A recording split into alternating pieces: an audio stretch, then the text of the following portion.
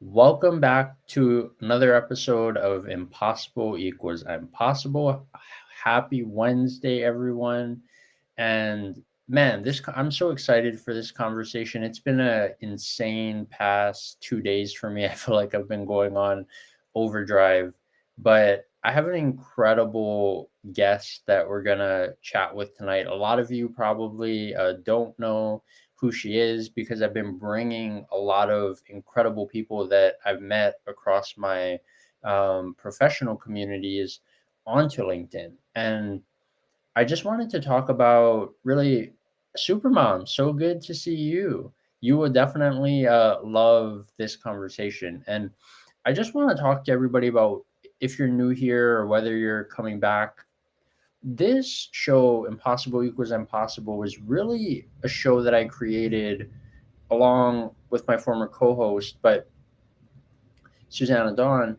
We created it because we wanted to have these difficult conversations, right? Talk about things that people weren't having, right? And so many times when you hear people share stories, it's usually always of, oh, I've done this, these extravagant triumphs. But a lot of people don't talk about the realness and the full picture, as we like to say, right? So that's why the show is really called Impossible to I'm Possible, because we all start at that point where we're not sure if what we want to do is possible until you actually do it. And really, the show was about getting people to chase their potential instead of accepting their reality. And uh, I just want to say hello to some people: Supermom, Michelle Atkins, so good to see you, and Jackie and Philip, so good to see you, my friend. Okay, so let's get this started because I know a lot of people are curious to see who my guest is. So my guest tonight is going to be Stephanie Zima, and she was born and raised in Germany. She moved to the U.S. when she was 23 years old, and for a career in international logistics. Currently, she's a devoted wife and mother to three daughters, with another three, she calls them bonus daughters, and she's a serial entrepreneur. Being a mom shifted her priorities and schedule. And her mission that we're going to talk more about tonight is Walk It Free. And it's rooted in healing and empowering others to foster healthier and happier environments for our next generation. Stephanie has started over many times, and when she lost her mother to cancer, that was a pivotal moment in her transformation. And as you all know, right, over the past 3 months, I've been uh, reinventing myself. So I'm really excited. With no further ado, let's welcome my guest, my good friend, Stephanie Zima. So good to see you, Stephanie. Hello, Welcome to thank the you so show. much. Thank you so much for having me on your show. Appreciate it. Yeah, this is awesome. And we got Denise, just had an incredible conversation with Denise. So good to see you. So I'm sure the question that a lot of people are wondering in the audience is, how did Stephanie and I meet, right? So we we joined a, I guess you would call it kind of like a mastermind mentorship group together with Danelle Delgado, who a lot of you in the audience have heard me talk time and time and time again on LinkedIn. She's hands down one of the most inspiring people that I've ever met. And I was actually blown away by Stephanie's story because we met at the retreat that I attended in Colorado. And that was actually when her mission or vision, whatever you want to call it, Walk It Free, was really born. And looking back on a lot of things, it's so fascinating to see how these small, like intricate moments where things started. Mhm. So obviously we read the bio, right? You were born and raised in Germany, right? That's Stephanie, right. tell us a little bit basically about kind of how things were for you. Like how was it living in Germany? Like what was your childhood and life like before you came to the US? That's a good question. So I grew up in a foster. grew up in a foster family. So we were the family that fostered children. So I was like, my parents were the ones who took kids in, and most people that I talk to always think like that's the best thing next to sliced cheese. Well, I thought to myself, this was really hard. Growing up, I had a lot of, obviously difficult relationships, put it that way. I had got to have an opportunity to really how to dig deep as a young child to realize that other people didn't have it as good as I did. And, we sometimes have this perception that when someone fosters kids, that these kids are going to be very, very happy to be in your family and you're doing this amazing thing for them, when in fact you actually are not, because they don't want to be in your family, and it becomes really hard too. So growing up, it was really tricky. I had to take responsibility very early on, and just always be on, right? There wasn't this peaceful childhood that some kids are experiencing. So for me, it was like just being on all the time, because everybody, I mean, there were very difficult relationships with them.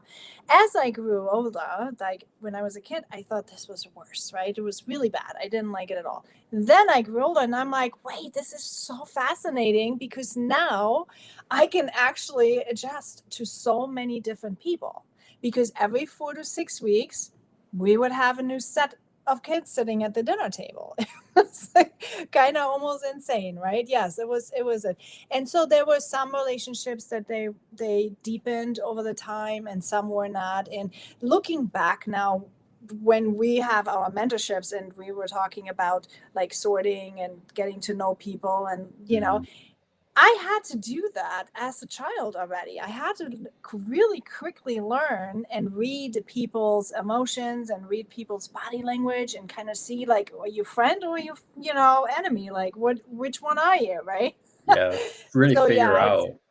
right. I started seeing the advantages of that on my adult life, and especially then in the coaching realm, I saw those benefits very bigly. But yeah, so that's how I was growing up with them. Yeah. Then I obviously went through my schooling, all that kind of stuff, and when I was 23, my former boss said, "Well, would you like to be in Chicago?" And I said, "Yes." I had never been, I had never been in Chicago. So I guess I'm a risk taker at some point, right? I have never been in a plane ever. So I had never flown anywhere till this point, and I have never gone anywhere outside of like where you had to fly to, right? In Europe, you can drive everywhere pretty much, but I didn't fly anywhere. And then never been in the States before. And I committed to being there for 3 years. So it was quite interesting. I remember still to this day, I sat with my little boarding pass in Amsterdam, and Amsterdam's this huge, big airport. And I'm sitting there and they called by colors because of course, English wasn't my first language either. So Oh, I was like, what am I going to do? I'm just going to sit there and watch these people, like, like who's getting up at what time. And yeah, it was quite nerve wracking, but I made it. Obviously, I'm here. Then I got picked up from my boss back then. And it was a German guy in the office that was my boss. So he picked me up and he brought me over to an extended stay America. And here, now watch this. He brought me to the extended stay America and dropped me off because his girlfriend was so jealous that he had picked up another German from the airport, so he couldn't stay. Right. So he felt like he was like, I mean, and he was the nicest guy. He really tried, but he couldn't stay. He couldn't, like, he had to leave. So he dropped me off in that hotel room, and I just was frozen with fear. Okay. So I was frozen with fear because I didn't speak the language. I had zero idea about that there's vending machines. I had zero dinner. I couldn't drink the water because the water had chlorine in it. And in Germany, they don't chlorinate. They don't chlorinate the water. So I was just like, what am I going to do? And I still remember I sat on this bed, and I just ate the gummy bears that my mom had given me at the that's airport. funny. And that Yeah. was it. So then the first meal I've ever had was, the next day at lunch when the coworker took me to lunch. But yeah, that Wow. was, I'll It never forget that story. it's fascinating, hearing you share that, because a lot of people on LinkedIn know I was born and raised in Hawaii, and like we're so far away from pretty much everywhere in the US, and I didn't leave the state of Hawaii until I was probably like 14, I believe. And it was kind of the weirdest thing, because so many people in Hawaii like never leave the island. Yeah. Like they stay there their entire life, right? And it's even interesting when you look at people as they get older, right? Like a lot of, I don't know what the statistic is, but it's like, I know it's definitely above 50%, where it's like, I don't know the number, but people will live within like 50 miles or whatever of where they grew up. And it's the Yeah. idea of people are kind of afraid to get comfortable being uncomfortable. And Yeah. I really resonate with you about the risk, because I've kind of always been that way, whether it was jumping out of airplanes, or being like an adrenaline junkie, or betting on myself and being an entrepreneur. Like a lot of the same aspects, and I know we have similar stories and things like that, but it's interesting. So you come to the US at 23, and you basically have to learn everything.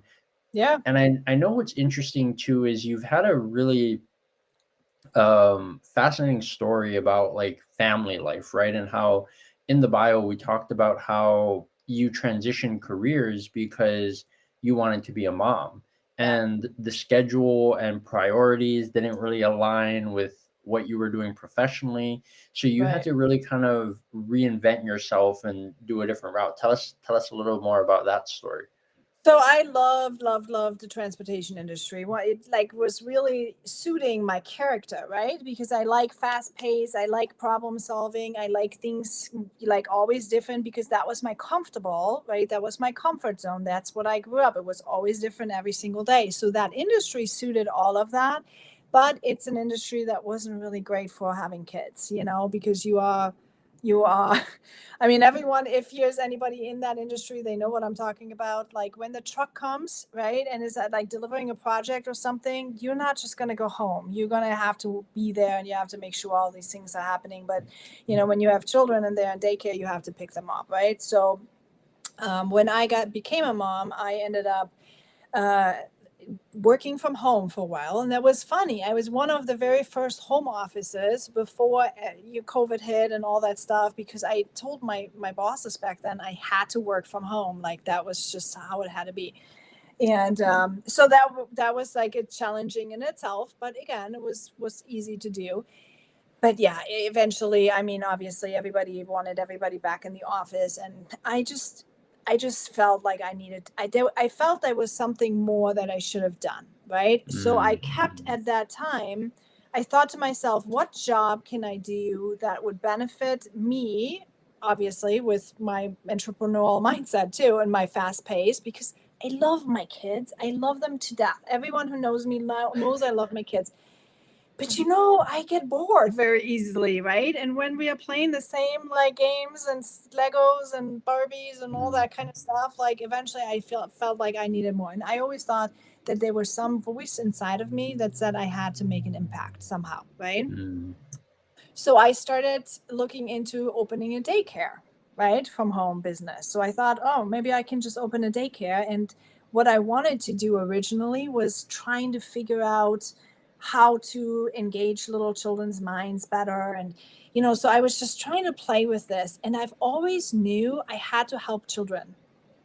That was like this voice inside of me that was always saying I had to help children, and I couldn't find out how to make this work, right? I thought maybe I needed to get into the daycare business, but then the daycare business was not what I thought it was going to be. So that didn't turn out that way. I couldn't make it, I couldn't spin it that way. And then mm. eventually it just kind of like I went into network marketing, and then network marketing became that jumping board, right? I think that's where people sometimes underestimate what network marketing can actually do. It becomes like this jumping board of personal development and out of the sudden entrepreneurship, and you start realizing like, Yeah. whoa, there's a world out there of exciting stuff. There's a world out there of opportunities and different facets.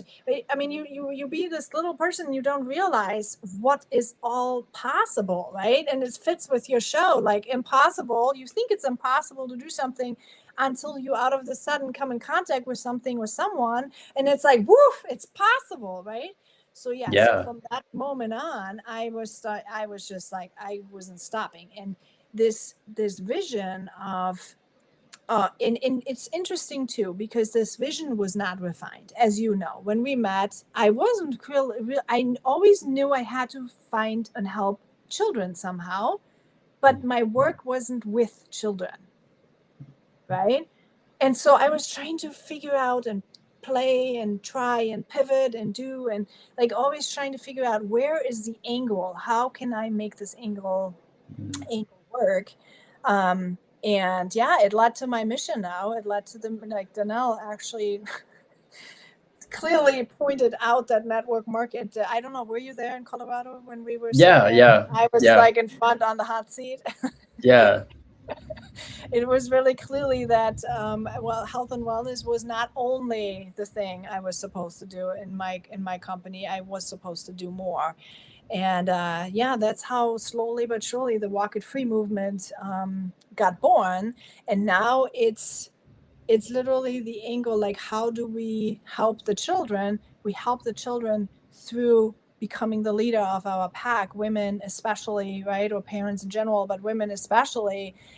Without personal development and without strength and clarity and health and wellness too, yes, but really being the leader of one's pack, you are not going to be able to raise up families that are healthy and growth mindset oriented. And yeah, so that's how that ended up coming about. Yeah. And you know what's really interesting about what you said too is that when I became an entrepreneur, I was a first generation entrepreneur, probably like kind of how you were. And one of the things that people don't talk about, I kind of, for me, I find the term network marketing has kind of like a negative connotation. But if you look at really what it is, it's basically direct sales, right? You're just cutting out Yeah. the middle person, and you're just going like, okay, well, you're buying from this and whatever. And where it's really powerful though is it teaches you a lot of business Yes. concepts and skills for a fraction of the price. I mean, Correct. good goodness, I don't. I have learned so many marketing skills and so much. Like, I built my own website. I had to, like, because I didn't have money to buy anybody or pay anybody to do this. I had to figure out how to build my own Yeah. logo. I figure out how to build my own website, my own funnels, I had to do all this. And I did all of this with like 3 little kids, and it's just like, because my husband was traveling a lot and he was gone all the time. I have no family here, like local family, obviously. So it was literally just, like, that's, I think, why I also resonated a lot with Danelle, was the me plus 3, because that was me. It was me plus 3. And it was rough at times. It was literally me plus 3, but this desire was just, and I think that's it, this desire. And then network marketing. See, and I feel like sometimes with network marketing, the people are not really well informed, Mm, and that was one of the challenges that happened to me when I first started. I recruited everybody really quickly. Like, mm, that was like, everybody I knew about the products and knew how amazing they were, and they saw my change, right? I lost 75 pounds on that, like all that blah blah, right? All this stuff. They saw my change and they bought, and they are still my customers, by the way. Pretty much all of them are still there because I had this background in customer service. I knew how to lead. I knew how to, like, so that's how I approached my network marketing business. And I think so many people, they are not having that business background. They start with something and they're being told, now you're an entrepreneur, now you're supposed to be able to do this. And then they don't have a leader that can actually teach them how to do that. Right. And that's what's missing, I feel like, in this industry. Like, when I yeah. recruited everybody, I was now in the cold market. I didn't know anybody else anymore. So I had to learn all these skills. And that's how I ended up in these, and which was a blessing, absolutely blessing, because now I have learned the industry right? I had to learn how to make all of it happen, and I could build something else from there.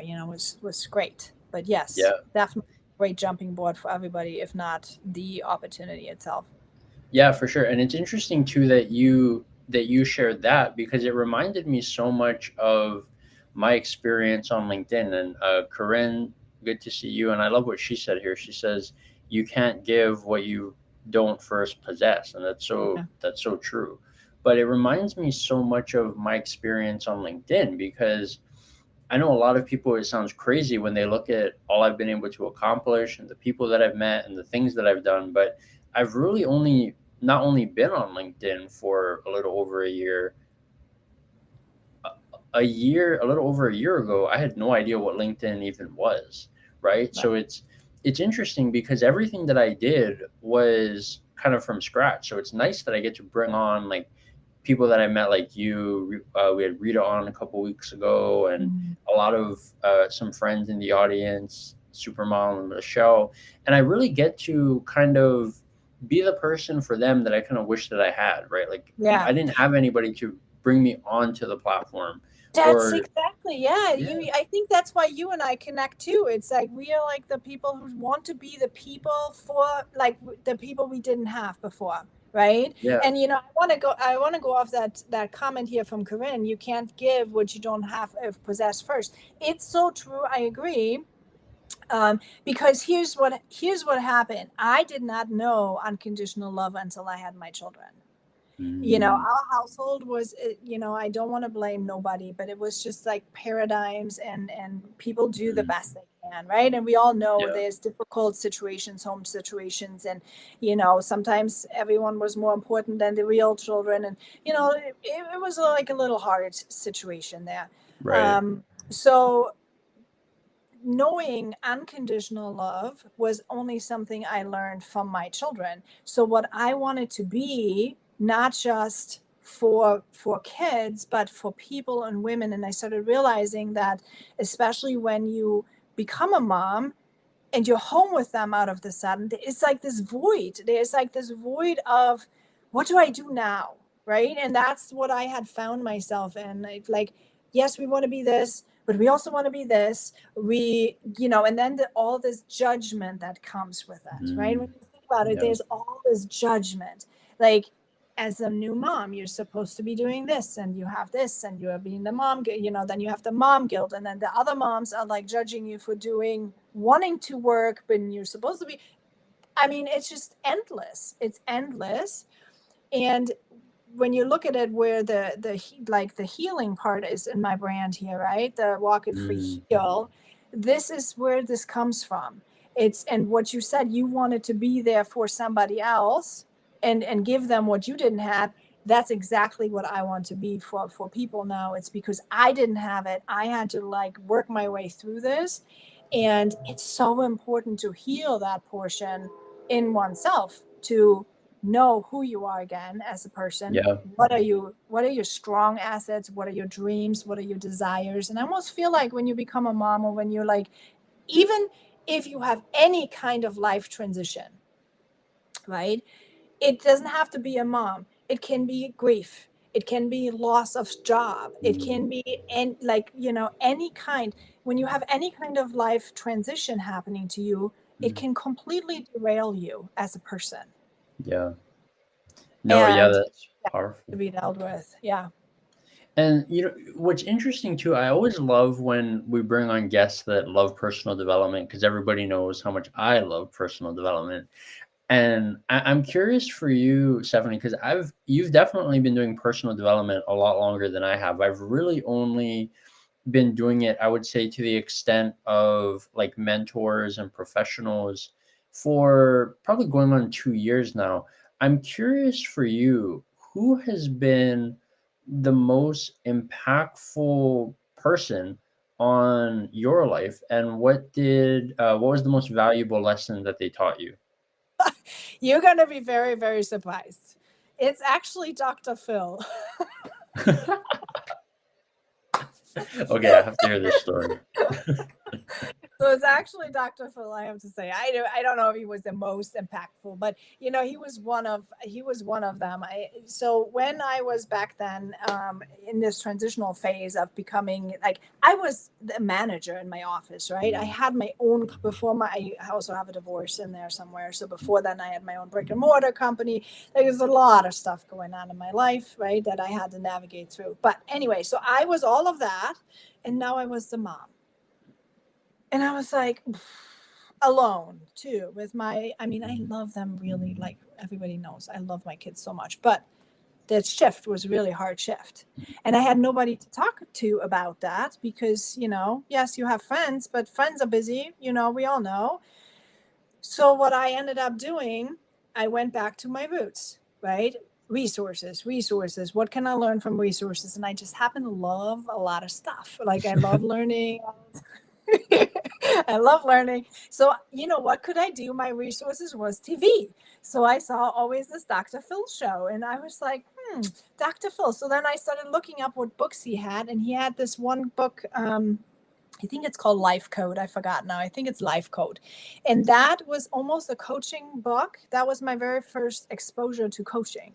So that was like he had tasks in there that you needed to work your way through. And I remember I sat on my patio and I was bawling. I mean, I was just with this book by myself, husband gone, kids in bed. I was just like, and I was journaling all these things.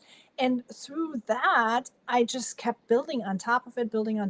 And then, I found Danelle, obviously, very early on. I've studied with her for 5 years. Yeah, 5 years.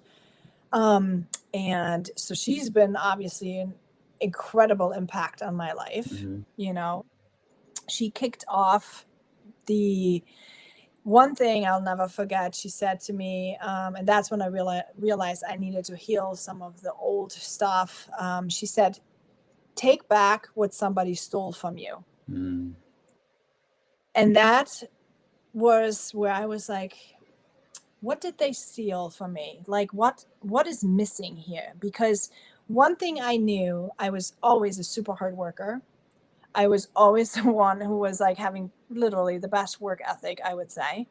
I always had responsibility first, but I felt angry. I felt angry often, and I felt just stressed, and I let it out on kids too. And it was just not right. It didn't feel aligned. It was just not right there.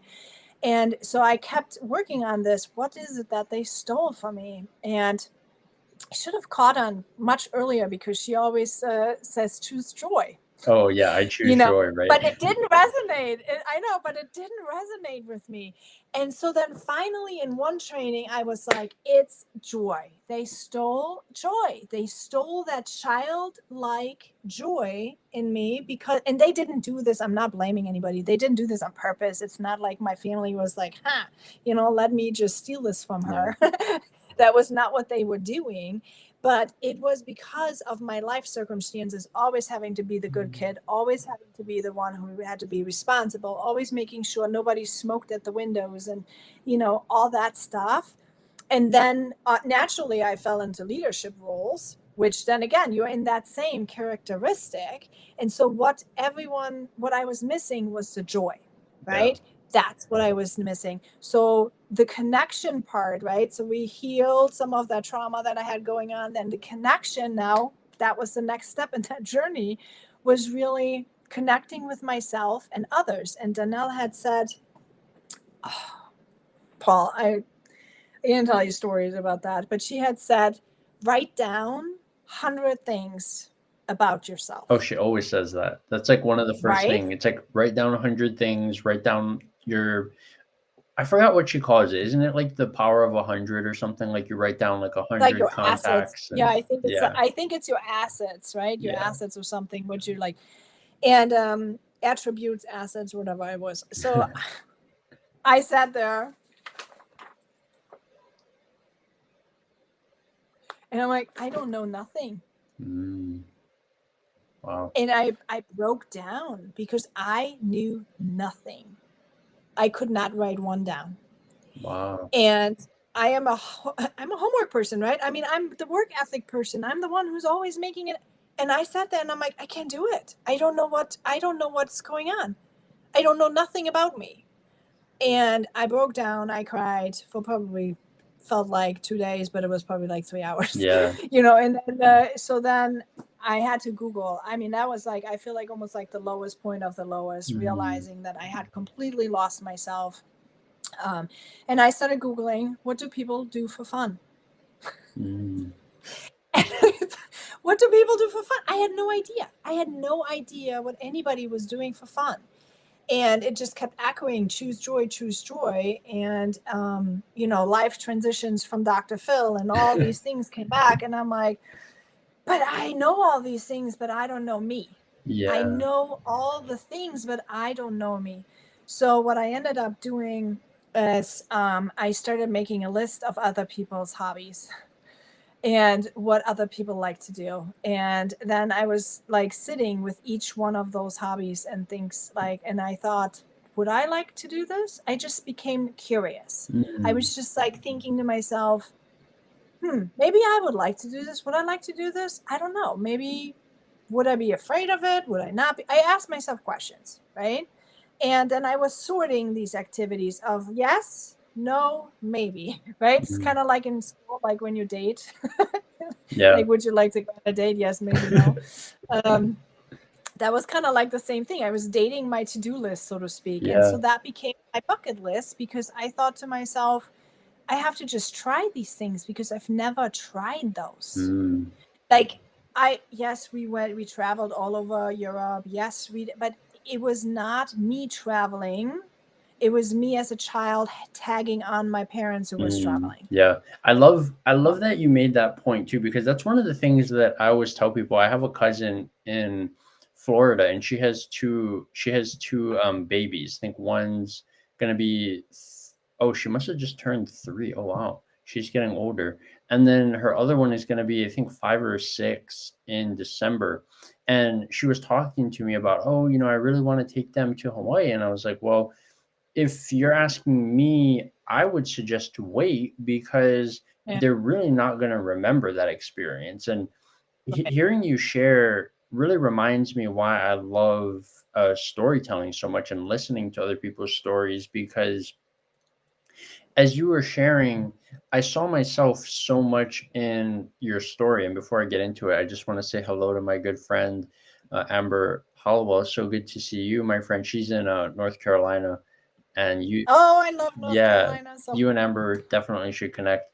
But I that's kind of how my life was, because people were always leaving, right? Like I grew up with people who were so much older than me. So by the time I was 17, both my grandparents passed away, my dad passed away. I remember when I was 10 years old, and my aunt, who, I tell people all the time is my favorite person in the world, when she left, I always just felt like people were always leaving, and I kind of always thought that it was something kind of wrong with me. And then when you were talking about like being the workaholic, I was like, oh heck, that's been me pretty much my yeah, entire life, because when you grow up old school in those environments, and I want to say something that a lot of people may not agree with, but it's important to give that older generation grace, because they didn't have access to a lot of the tools that we yeah, did today. And if yeah, you think that how they treated you was bad, think about how they were treated, right? Because the world was even a completely different animal for when they were little.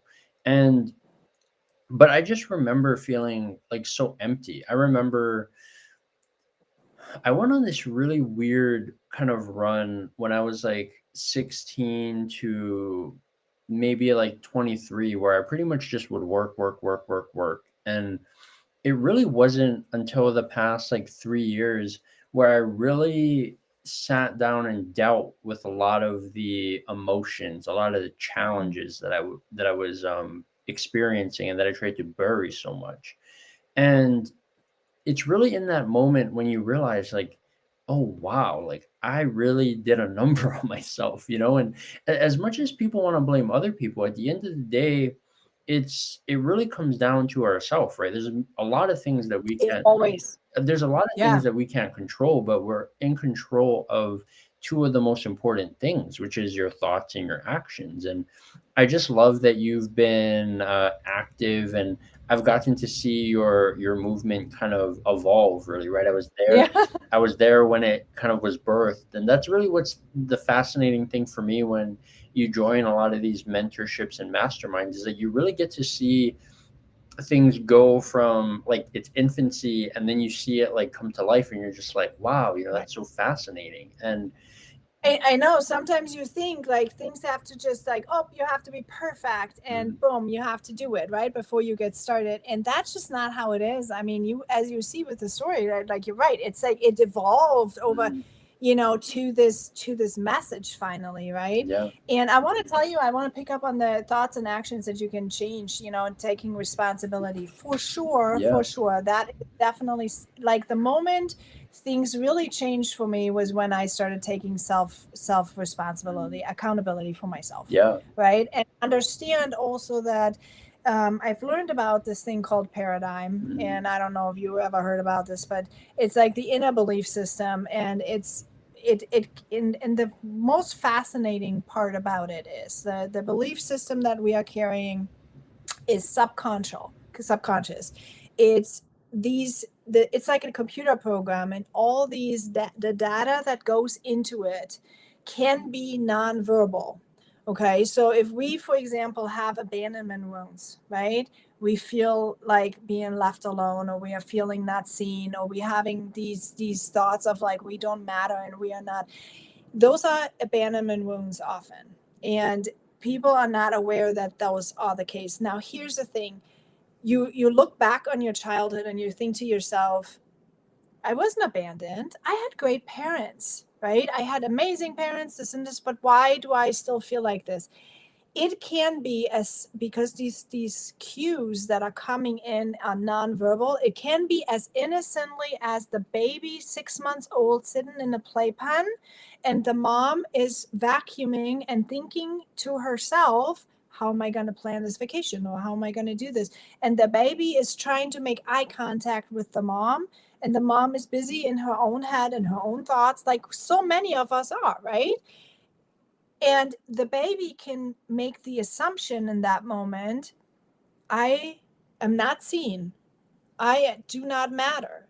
And that's how innocently these wounds can actually start. Okay. So when we deal with those in our adult life, when we have these pains and when we feel like, we can't do anything because we have these wounds and we didn't matter, and, we had all these emotions, we have to just, like you said, take grace and give grace to this other generation that raised us, and also realize that they probably weren't even aware, because I guarantee you, I vacuumed multiple times with my child sitting there, and I probably didn't look at her. And I'm sure that somewhere along the line, I made mistakes, even being aware now. I make mistakes with my kids. It's just what it is. We all do. It's part of the course, right? yeah, But it's like these wounds can happen, and they need to happen too.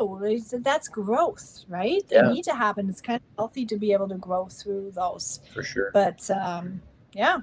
And the where I want to go next is, so when we were kind of closing out the bio, right, we talked about how probably, like, correct me if I'm wrong, but the ultimate turning point in your life, right, in terms of like transformation, really happened after your mom passed away, right? That was when you really started to um, dive more into your emotions and intuition, and really kind of starting to heal yourself essentially. And Right. tell me a little more about that journey and how that's really been for you. But what was really the most impactful thing that you've learned from that you would be able to share with other people?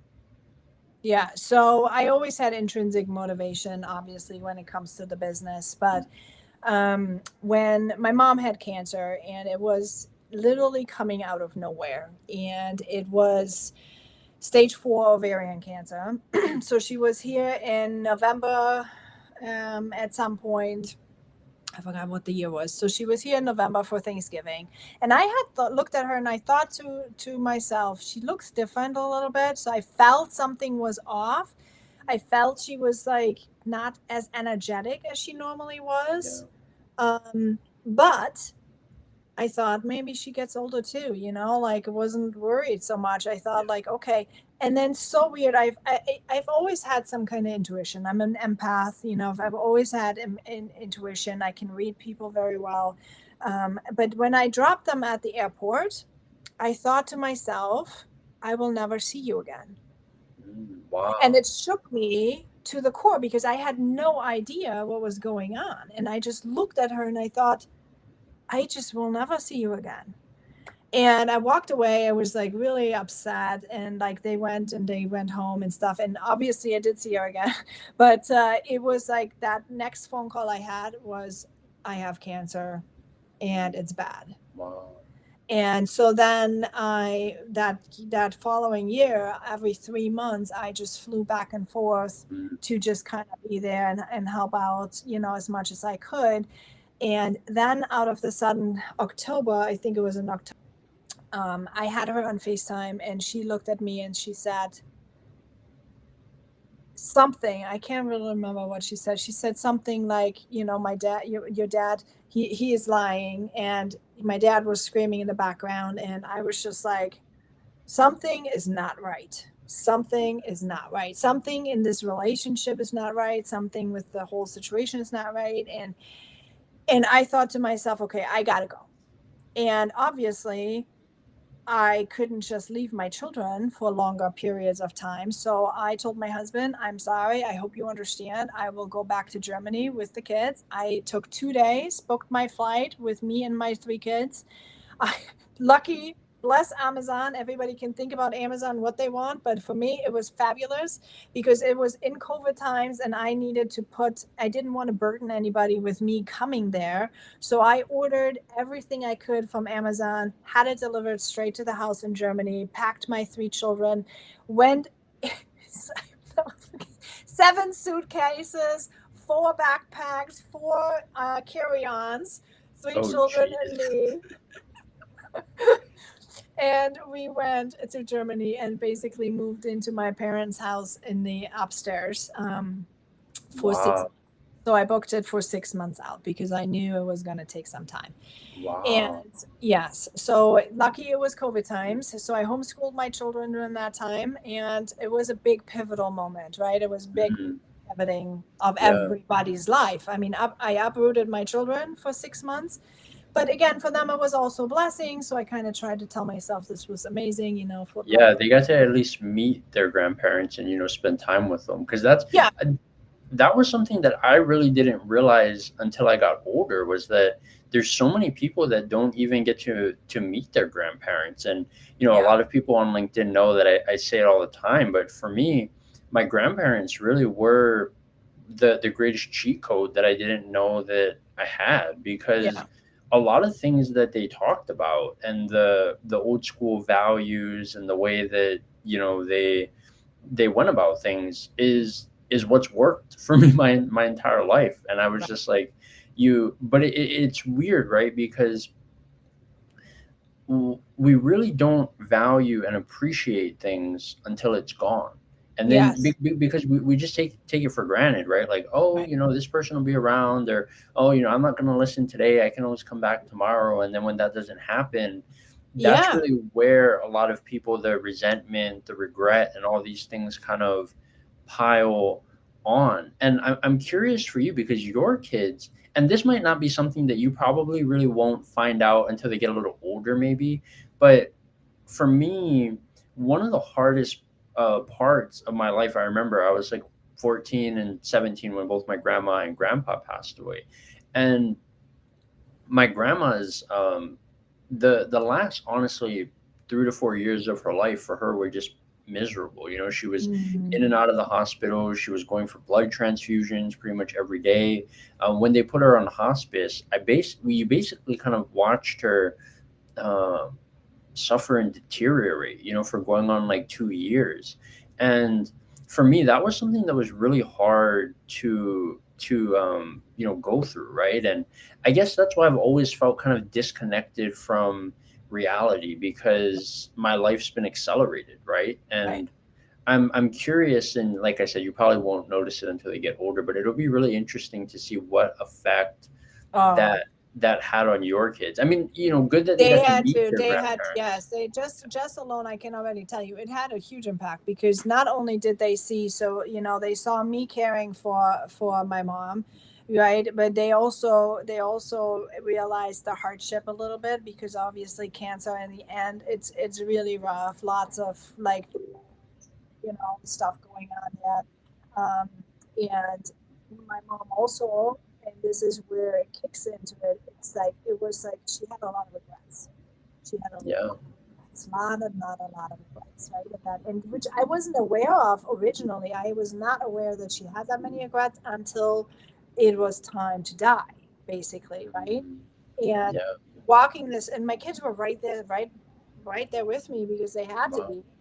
And so, like, part of me was thinking, like, it's so great that they had this, but then at the same time, it's like, no, it was really good that they had that life experience, and we talked and worked through a lot of stuff. And but they also had now 6 months of living in a different country, and they had to like experience. Like, I remember my daughter was saying, like, the best thing is I got to go to the store by myself. yeah, In Germany, like it's literally like the kids are they are 5 and they're walking to school by themselves. Like it's not yeah. as protected as here in that matter because the culture is just different. People are watching out for each other more and like it's smaller communities. It's just a lot different there. So she was able to go and get the bread herself, the Brötchen. Yeah. She went to the bakery and got all that, and so that was the best thing next to sliced cheese for her. But And it's funny too, right? Because I look at like how young your kids were, and I was like, darn, like I didn't travel internationally until I was 25 years old. Last time when we went to Cabo, which is really where you and I started getting a lot closer, was like my first international trip. And obviously, right, we talked a lot about a lot of the challenges that you've experienced and overcome, a lot of this like impossible part, right? See, this is the part that I love, because so many people feel ashamed to talk about like a lot of the challenges and a lot of the adversity that they had to overcome. But that's really where you make yourself relatable and your story becomes so powerful, because there's so many people, and this is what I didn't find out until I basically kind of hit the reset button for the third time of my life in like 3 or 4 years, when I moved to South Florida, away from like no family, everything kind of like on my own, just a lot of craziness happening all at the same time. Mhm.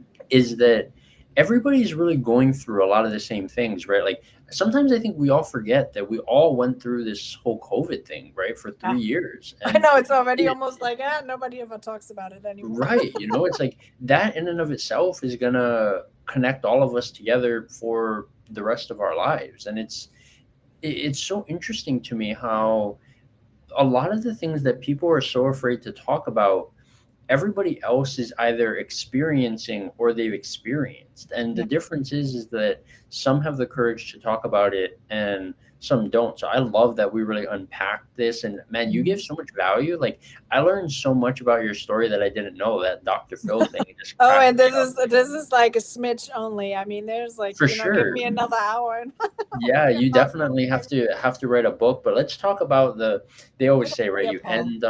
you end on a positive note. Tell us more about, how everything's going for you now.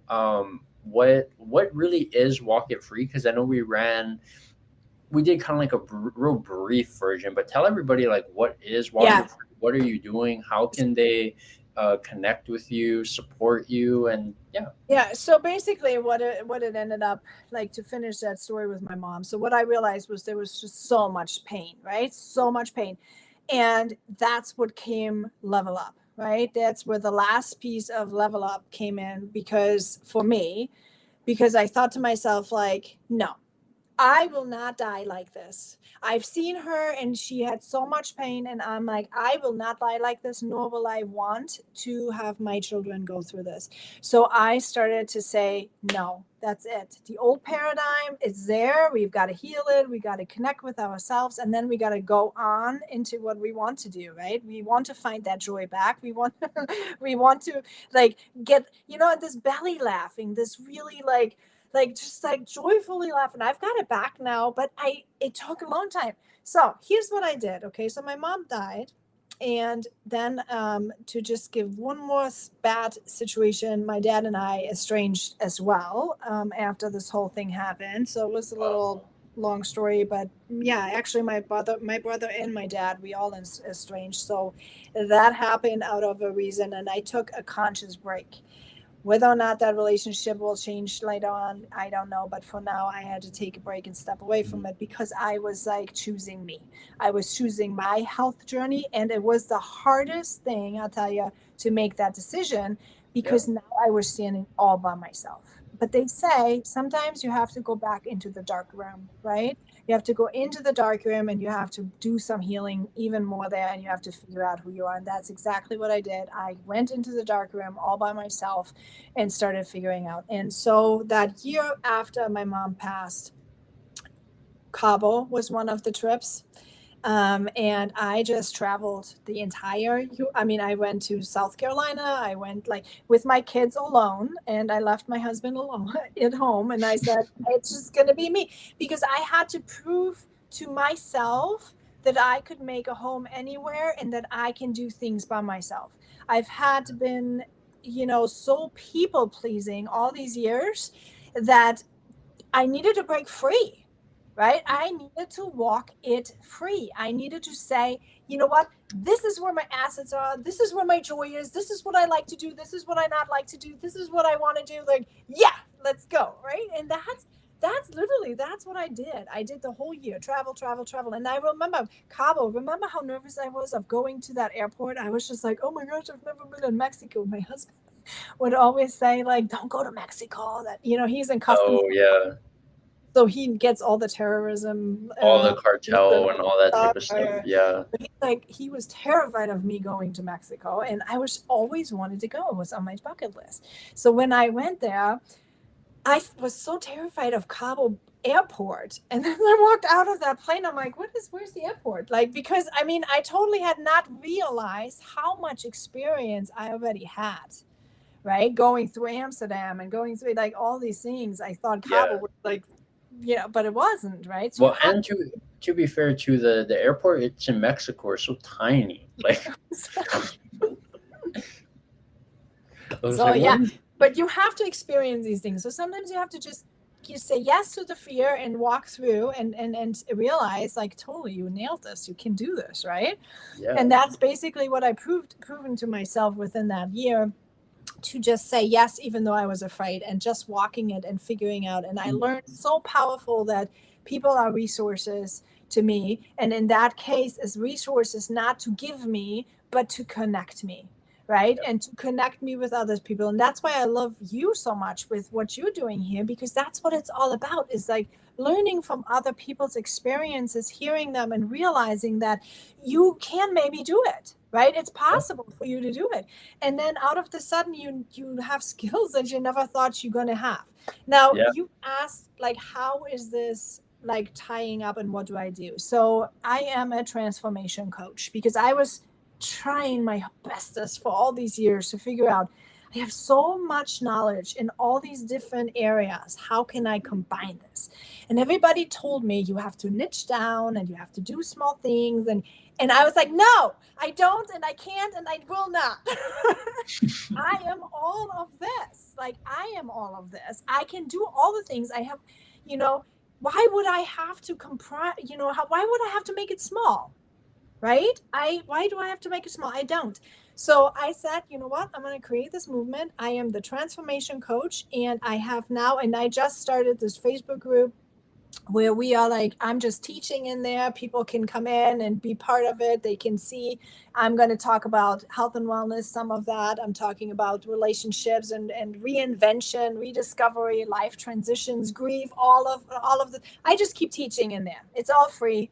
By the way, it's all free. So I'll just start teaching in there. And then we are doing walking challenges now. So October is my first walking challenge. If anybody here wants to get involved, it's only $30 and half of it is going. So I don't make any money on it at all. It's like a t-shirt, you get a t-shirt, you get a prize.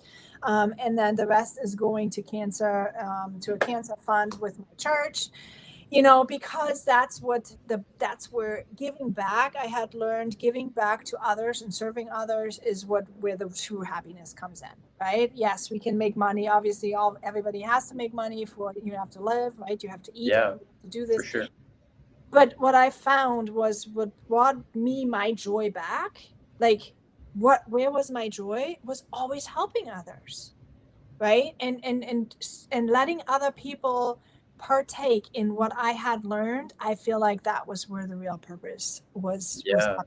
So yeah. yeah, I'm available for coachings, obviously one-on-one. Some people, there's so much shame and guilt and fear, and some people don't want to talk in big groups, right? And some people, they need to talk one-on-one on certain things that may be weighing on their mind. So I have options available for one-on-one coaching. I have the free option with the walking, where people like, because there's all kinds of people. Some people can afford it, some people can't. I wanted to serve everybody. That's just what I wanted to do. So I have the free group, I have the one-on-one coaching group. I do have a mentorship group program also going on that helps network marketers, because in the very beginning, that was my thing. That was what I needed to do. I had to learn, and it has given me this has given me an opportunity to have an income every single month. Even when I went to Germany to take care of my mom for 6 months, I kept my network marketing business going, and I kept getting paid. And I will never say anything bad about this, nor will I let anybody who's talking to me, because yeah. honestly, tell me It's another changed your job. life. It Yeah. is. Tell me another job that you can do while caring for a cancer patient in a different country while you're like single mommy and your 3 children. Like where? What? Nobody, right? Yeah. It's funny. It's funny that you say that because it reminds me. It reminds me so much of how I feel about like LinkedIn. So many Yeah. people. Like I was telling you, right? There's two things that you won't ever hear me complain about. It's being an American and LinkedIn, because it's like when you've been on all the different social media platforms, it's like LinkedIn is in another class of its own. I mean, the type of people, like, if you haven't met this woman right here, Stephanie, Dr. Leslie Flowers. She's one of the most brilliant people that I've met on LinkedIn. We do events together, and yeah, just so many incredible people. And I've loved this conversation so much because I didn't, and I guess this goes back into one of the things that I've been talking about, right? Removing expectations from things. Right. I didn't expect the conversation to go where it did, but I'm so happy it did because I learned so much about you. I don't know if people were having trouble commenting in the audience, but normally we usually get a bunch of comments, questions, and interactions. That's the only downside I would say about LinkedIn, the video events sometimes, is that there's tech issues where sometimes people can't comment, sometimes people can't see the comments, or maybe they are commenting and I just can't see it. I'm sure I'll find out after this ends, but this has been such an incredible But conversation. you always have to know the people that you are supposed to serve, they will find you. Yeah. We have, every one of us, see, this is why I never worry about competition. I never worry about, like, because we are assigned a certain amount of people that we are supposed to impact. Yeah. And it's just that all you have to do is use your voice. You have to share your story, and you have to be out there, and you have to make yourself available, and that's it. And everybody who's meant to hear is going to hear, and everybody who's meant to level up is going to level up, and that's just how it is. I don't worry about it. Yeah, for sure. And I just mean, like, I like seeing people because usually what happens is there's for me, the Yeah. reason why I like doing these type of like interview style and like getting to know people is the people in the audience will share personal things like vulnerability about their story, Oh, and yeah. it really lets you kind of connect with them more, right? And that's why for me it's all about connection, right? That's really what Right. LinkedIn is about. People like to say, oh, it's a professional platform. It's really Oh, all here about. Leslie is giving it to you. Oh yeah. She says, I love how you go with the flow. Yeah, it's so I'm pretty sure I told you this story on Dr. Leslie, but when I first started speaking on podcasts almost a year ago, I had one ask from, and I had not spoken on any podcast, but they said, I just said, I have one requirement. And they said, what is that? And I said, I don't want the show to be scripted. I Right. don't want anything to be like, they make you fill out all these forms and all these type of things because it's not real, right? Like you can see from the conversation that you and I had that I had no idea. I just kind of went as you like shared things, and this is like fun for me because Yeah. I mean I got to learn so much for you in an hour. You got to meet some incredible people, and I just really can't wait until you come to LinkedIn because as I was just listening to you share like even that like small sliver that you think of your story, I was just thinking to myself, holy cows, I know so many people like in my network, like on LinkedIn, who can really relate with the stories and messages that you shared. And the neat thing about this platform is that you talked a lot about community. And if I had to sum up LinkedIn in 3 words, I would really say that it's about community connection Yeah. and impact. People here want to make a difference, right? Like you look at, oh, here Philip says, let's have a conversation. So I'm happy. This is really what it's all about, right? Like, and this is why I love this platform so much. So I'm so grateful that you got to come Yeah. on your. This is your kind of introduction to That LinkedIn, is my introduction to as I you, say. LinkedIn, for sure. Yeah, and what she forgot to mention is that she's actually a speaker, and I was just listening to you, and I was like, oh man, it's like tell me you're a speaker without saying you're a speaker, right? And yeah, this was an incredible conversation, Stephanie. I've enjoyed every second of this. Any final? Oh, Amber, let's see what Amber has to say. Let's see. It was a great discussion. Yeah. Yeah, absolutely. I love that. And looks like you got a fan in Philip. He says, let's have a conversation. So Thank you, Philip. you'll keep an eye out on your connections, Stephanie. But thank you so much for your time. I want to give you final thoughts. Anything that you want to say, anything that you want to promote, where people can find you, anything that you want, floor is yours.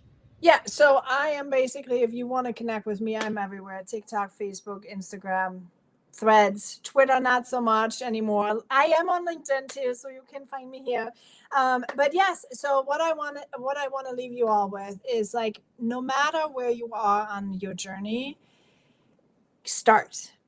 Okay. And no matter how much feelings you have, possibly, there's always someone who has walked that walk before. And that is where my brand really takes in my mentorship and the coaching. Is like, I just walk the walk with people, right? We walk together, and I be the guide, and you decide where you want to go. And if you're in network marketing or in any kind of online business and you need somebody to hold you accountable, I'm great at it. I have awesome work ethic. But it's just start. Life is short. We never know. There's so many, and I don't know if any of you know Jessie Lee Ward, for example. Like, there's cancer popping up everywhere. She was also not aware that she was even sick, and next thing you know, boom, stage 4 colon cancer. My mom had stage 4 ovarian cancer, and we just never know. We don't know when the last day will be, so we have to just learn how to have a good day every single day. And it really starts with healing our old wounds, our abandonment wounds, connecting with ourselves and others, and then leveling up the quality of our life through doing the do. Yeah, wow, that's awesome. I couldn't have said it any better myself. And Stephanie, don't go, but I just want to say thank you so much to everybody in the audience. It's been another incredible show. I have a bunch of incredible guests lined up for probably the next like 2 or 3 months. So I'm just really excited to end this year strong, right? 2023, and it's, impossible equals impossible became this kind of message that so many people have been able to resonate with, and it's been an incredible journey for me. So I just want to thank everyone in the audience for your time. Definitely go connect with Stephanie. You got the legend herself here that is asking you, Stephanie, to please connect with you. And after you have a conversation with Dr. Leslie, you can thank me after. But this Mhm. has been so fun. So I just want to say thank you so much to everyone in the audience. Have a great evening, and we will see you next week on Impossible Equals Impossible. Got another incredible guest, and I'll give you kind of a sneak peek. This is the person who actually got me started in live streaming. So it'll be a fun conversation. So to everyone in the audience, thank you so much. Have a great